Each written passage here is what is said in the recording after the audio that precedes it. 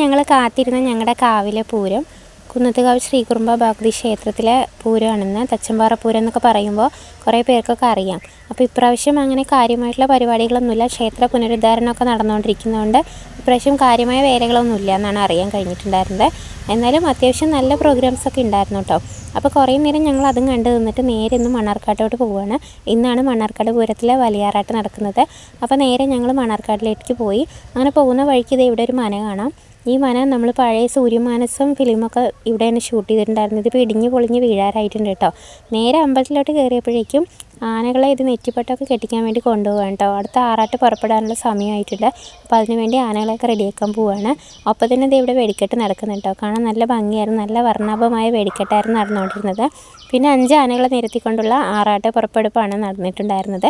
അങ്ങനെ ആറാട്ടൊക്കെ പുറത്തേക്ക് എഴുന്നള്ളിയപ്പോൾ ഞങ്ങൾ നേരെ പുറത്തോട്ട് ഇറങ്ങിയിട്ടുണ്ടായിരുന്നു. യന്ത്രഊഞ്ഞാൽ, മരണക്കിണർ, തോണി പോലെയുള്ള കളിക്കാനും അങ്ങനെയുള്ള എല്ലാ സംഭവങ്ങളും ഉണ്ടായിരുന്നു കേട്ടോ. അപ്പോൾ മക്കൾക്കൊക്കെ കണ്ടു നിൽക്കാൻ നല്ല രസമായിരുന്നു. നമ്മൾ എല്ലാ തവണയും കയറുന്നതാണ്. ഇപ്രാവശ്യം നമ്മൾ കയറില്ല. നല്ല തിരക്കുണ്ടായിരുന്നു കേട്ടോ. പിറ്റേ ദിവസം സ്കൂളുള്ളതുകൊണ്ട് തന്നെ നമ്മൾ മക്കളെയും കൊണ്ട് നേരെ പോയിരുന്നു കേട്ടോ. അപ്പോൾ കുറച്ച് പൊരി, മുറുക്ക്, ഹലുവ അങ്ങനത്തെ സംഭവങ്ങളൊക്കെ വാങ്ങി മക്കൾക്ക് വേണ്ട ടോയ്സും കാര്യങ്ങളും ബബിൾസും അങ്ങനെ എന്തൊക്കെയോ കുറേ സംഭവങ്ങളൊക്കെ വാങ്ങിക്കൂട്ടിയിട്ടുണ്ടായിരുന്നു.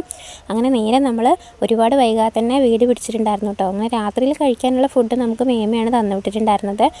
നമുക്ക് ഗീ റൈസ് ഉണ്ടായിരുന്നു, പിന്നെ വെജ് കുറുമ ഉണ്ടായിരുന്നു, കുറച്ച് ഫ്ലവർ ഉണ്ടായിരുന്നു.